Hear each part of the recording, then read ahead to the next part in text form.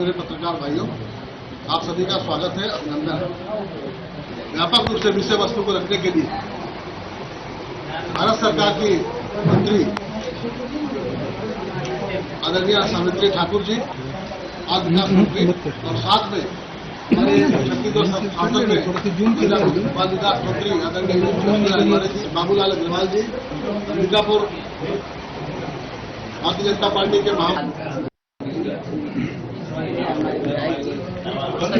सीतारमण जी को जो 7वीं बार ये बजट पेश किया, और सबको ये हमारा जो आदिवासियों के लिए भी कम से कम 13,000 करोड़ रुपए का आवंटन किया गया, जो कि उन लोगों के लिए, उनके उत्थान, उनके सर्वांगीण विकास के लिए, जहाँ तक माननीय नरेंद्र मोदी जी लोग बात करते हैं कि आदिवासियों के लिए सरकार नहीं करती, पर सबसे ज्यादा बजट आदिवासियों, हम किसानों को अन्नदाता कहते हैं, अन्नदाता किसान भाइयों के लिए जो हमारे हैं, उनके लिए भी ये महत्वपूर्ण बजट रहा है।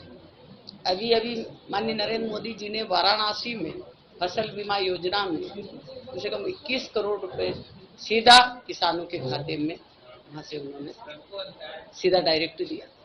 माननीय नरेंद्र मोदी जी जो किसानों के लिए जो दलहन सीलन फसलें हैं, उनके लिए भी वैज्ञानिक तरह से और भी बहुत सारे प्रयास जो चल रहे हैं, वो आगे किसानों को उनका लाभ पहुंचेगा।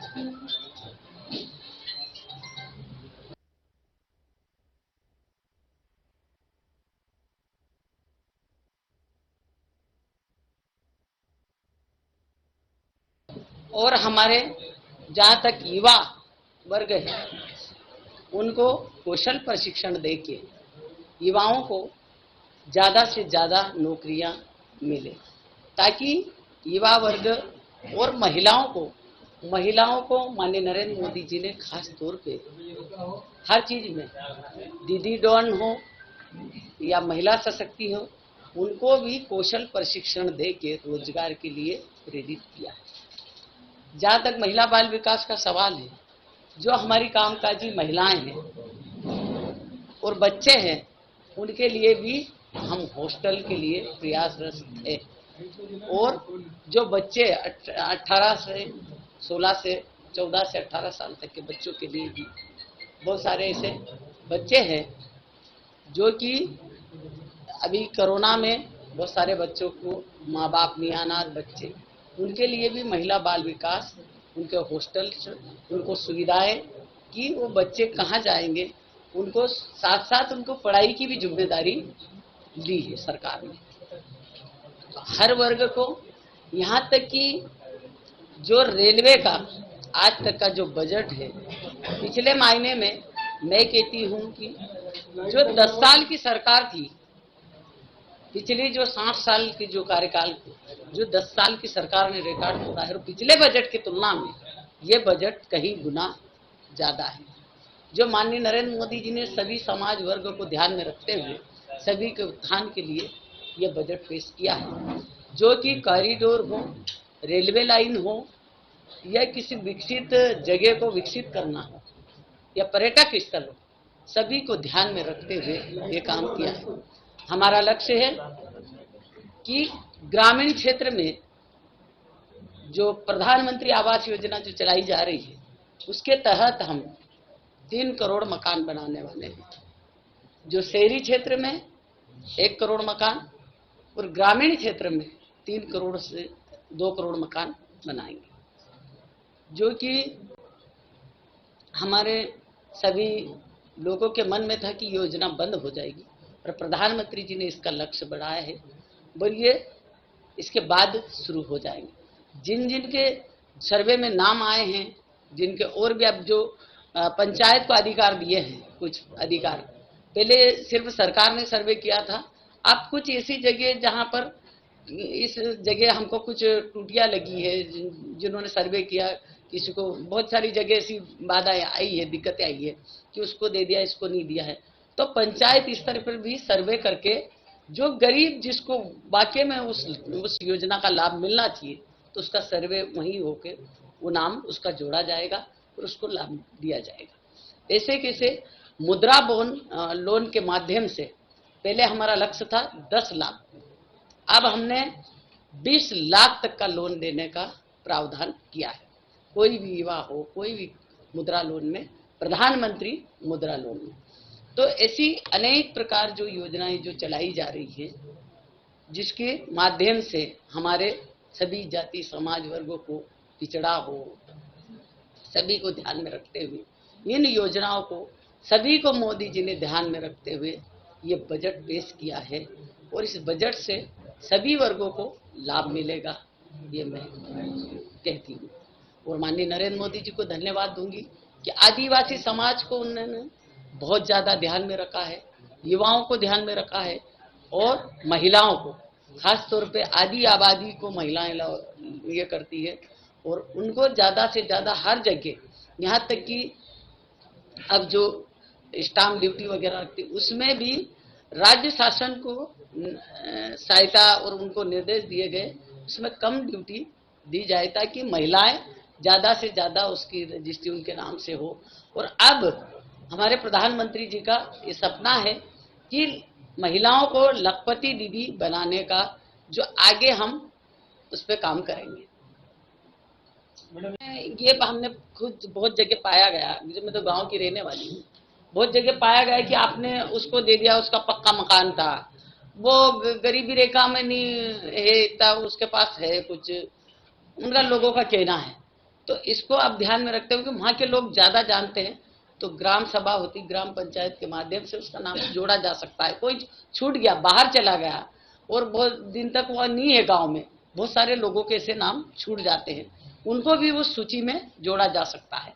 जो बाहर 1-2 साल के लिए चला गया, हो सके मैं आज जाऊं गांव में और सर्वे के लिए जाती हूँ, तो उस समय वो नहीं पाया गया तो सामने वाले के नाम छूट जाते हैं, तो उसके हिसाब से उनको और भी जोड़ा जा सकता है। जैसे ही प्रधानमंत्री जी का जो आयुष्मान कार्ड है, इनमें भी हम पहले आयुष्मान 5 लाख तक का हम बीमा देते, अब हमने 70 साल की उम्र बढ़ा दी, 70 साल तक के लोगों को माननीय नरेंद्र मोदी जी फ्री में इलाज करेंगे। ये पूरे देश में लागू है।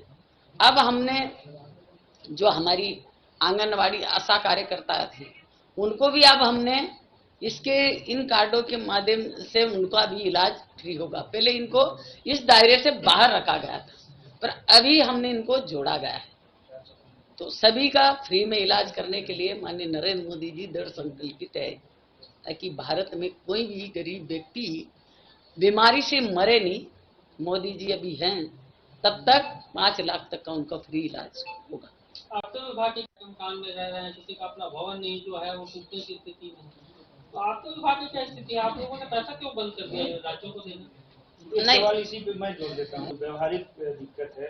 ट्राइबल बेल्ट में क्या है, सरगुजा की बात करूँ तो लगभग 2500 आंगनबाड़ी केंद्र है, जिसमें 1500 का बिल्डिंग है, 1550 का 900 का बिल्डिंग नहीं है। अब जो बिल्डिंगें हैं वो भी जर्जर है, बारिश में प्रशासन ने बोल दिया कि आप उन बिल्डिंग में मत लगाइए, और आपका विभाग 200 रुपए किराया देता है, गांव में किराए का भवन नहीं मिलता, तो आंगनबाड़ी केंद्र संचालन होगा कैसे?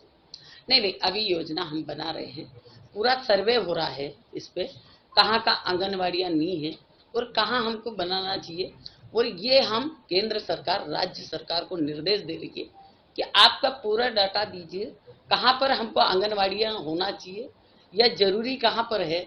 ये सिर्फ हम राज्य सरकार को निर्देशित करते हैं, राज्य सरकार को हम सहयोग करते हैं और उनको सहायता देते हैं। ऐसी जगह का सर्वे होगा।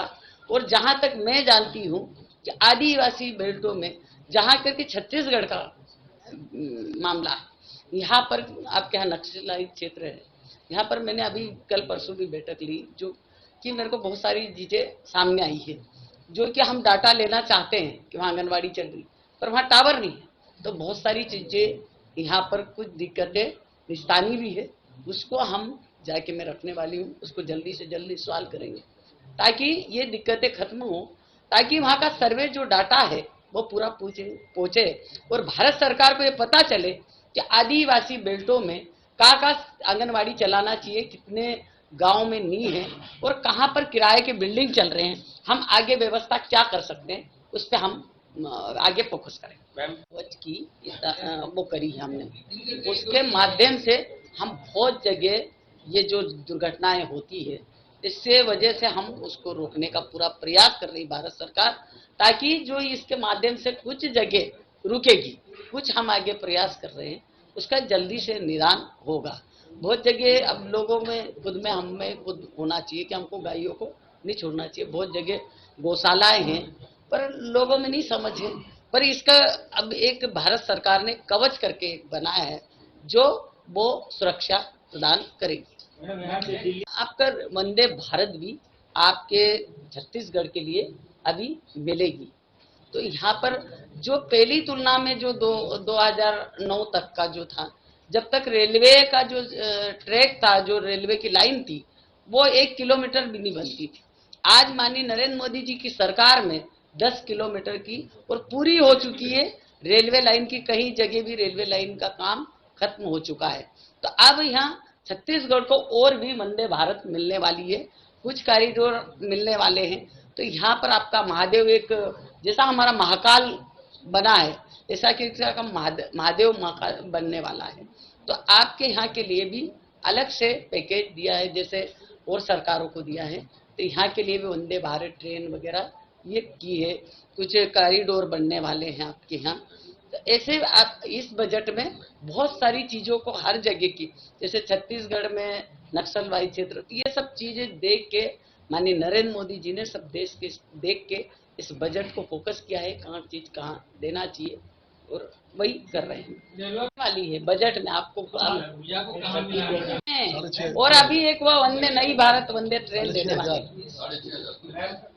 तो इस ऐसे कैसे भरोसा करें लोग? नहीं, माननीय नरेंद्र मोदी जी ने खुद ने गारंटी पहले 10 लाख की थी, अब मुद्रा बैंक के माध्यम से अब 20 लाख तक का युवाओं को खुद का अपना रोजगार कर सके। इसके लिए सब नौकरी तो कौन देगा, बाकी इसके लिए माननीय नरेंद्र मोदी जी ने खुद मालिक बने, दूसरे को नौकरी दे, ये माननीय मोदी जी सिखा रहे हैं। रिक्त पदों पे भर्ती पे क्या होगी? वो भी तो एक नौकरी है, इसके पीछे तो युवा है, रोजगार भी तरफ रहा है, और शिक्षण का मामला या फिर अभी बहुत सारी चीजें सर, शिक्षक भर्ती के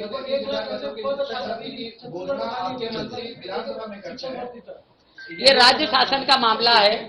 मैं भारत सरकार की बात करने आई हूँ। ये राज्य स्तर पे उसका यहाँ के मंत्री लोग बैठ के उसको मंत्रिमंडल में बजट में आरोप नहीं, माननीय नरेंद्र मोदी जी के पास पूरा वो है और ऐसा नहीं किसी के साथ भेदभाव किया है।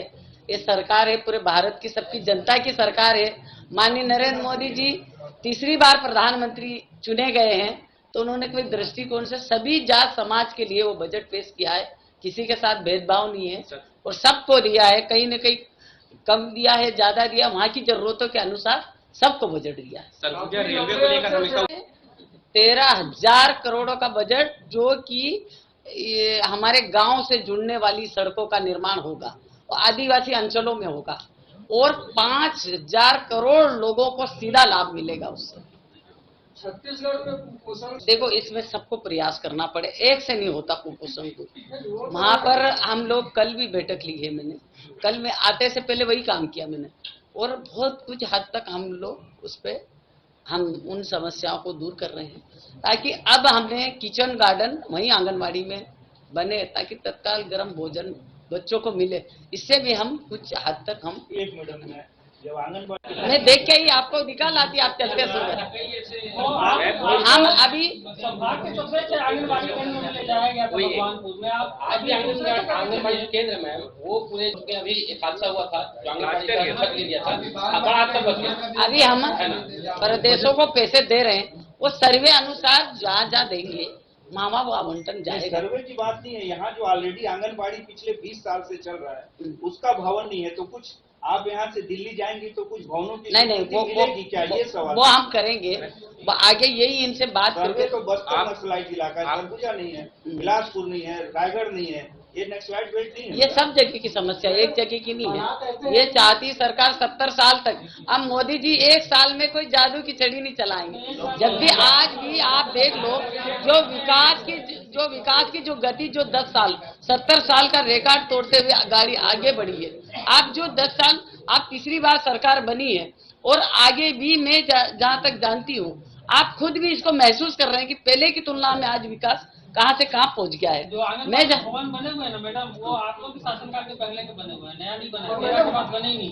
तो अब बनेगा ना, अब बनेगा सब चीज को। एक चीज को अगर सोचे कि हम लोग सभी एक दिन में करते तो मुश्किल है। मोदी जी हर चीज को कवर कर रहे हैं। यहाँ तक कि आज गरीब लोगों को मोदी जी जब कोरोना आया था 5 किलो अनाज उन्होंने हर घर तक पहुंचाया है। आज पूरे भारत में आज हम लोग सब बैठे हैं, जिंदा बैठे हैं, ये मोदी जी का देन है, नहीं तो आज हम यहाँ सब मिलते नहीं। तो मोदी जी ने आज देश में केंद्र सरकार सहायता क्या भी बढ़ाएगी? नहीं, ये मामला अभी विचार नहीं है कि क्या बढ़ाएगी नहीं बढ़ाएगी, हम बात रखेंगे। राज्य सरकार ने तो बढ़ा दिया है, आप क्या करेंगे? नहीं, राज्य सरकार में बढ़ा दिया, अब केंद्र में हम बैठेंगे। अभी बजट अब पास हुआ, उसको देखते हुए करेंगे। आज से लेकिन कार्यकर्ताओं सहायिकाओं आज से तो हम पूरा करेंगे। मैडम आप कुछ मांग करिए, हमारा बिल्डिंग कहाँ पर? आज चली गई थी। नहीं, आंगनवाड़ी में गर्भवती महिलाएं मिली मेरे को, और उनको बढ़िया, मैंने कहा कि हमेशा तुम कब कब आती हो, तो वो हमेशा आती है आंगनवाड़ी। और जो कुपोषित की बात है, तो मैंने यही देखा है कि आंगनवाड़ी में जब महिलाएं, पहले जागरूक क्षेत्र नहीं था, अब जागरूक महिलाएं आई है, आंगनवाड़ी में आती है। धीरे धीरे हम इससे काबू पाएंगे। और मैं कहती हूँ कि जो मोदी जी का जो सपना है विकसित भारत का, वो पूरा होगा।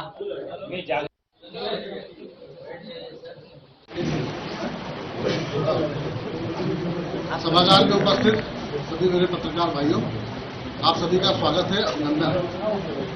व्यापक रूप से विषय वस्तु को रखने के लिए भारत सरकार की मंत्री आदरणीय सावित्री ठाकुर जी, आज विकास मंत्री, और साथ में हमारे छत्तीसगढ़ सांसद में बाल विकास मंत्री आदरणीय बाबूलाल अग्रवाल जी, अंबिकापुर